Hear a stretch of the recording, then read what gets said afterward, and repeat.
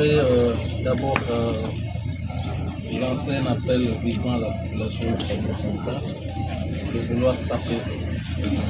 S'apaiser parce que le chef de l'exécutif provincial, son Excellence, M. le gouverneur de province, Basse Dolo, aussitôt saisi de la question, a déjà diligenté une équipe ministérielle que nous avons eu le privilège de présider pour descendre sur place à l'ODK et s'emparer de la situation.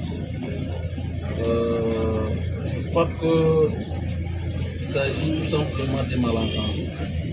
Et ces malentendus doivent être réglés dans les brefs délais, surtout que maintenant l'autorité provinciale met un accent particulier pour résoudre cette question de l'ODK. Nous venons d'être religieusement éclairés par l'ODK. Mais pour compléter notre mission, nous allons peut-être devoir aussi, au besoin, rencontrer les ayants droit pour un autre son de cloche avant de conclure notre rapport. Et je ne voudrais pas trop dévoiler les conclusions de ce qui va être fait, parce que la primaire de l'information doit être réservée au gouverneur de province. Mais je dois dire que tout ce qui fâche, c'était le mot vente de terre de l'ODK. Et je dois rassurer aujourd'hui avec les documents que nous venons de recevoir demain du DG de l'ODK.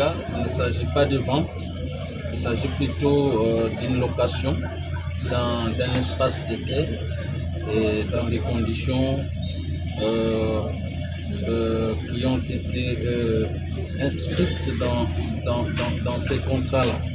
Nous allons faire rapport au gouverneur pour voir comment nous allons retirer ces dossiers.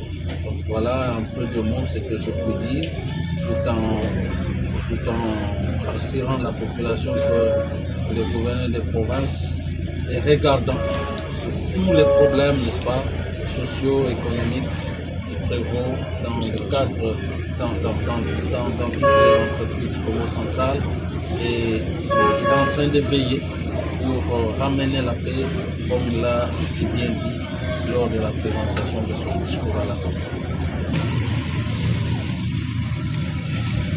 Oui, ça va, c'est bon.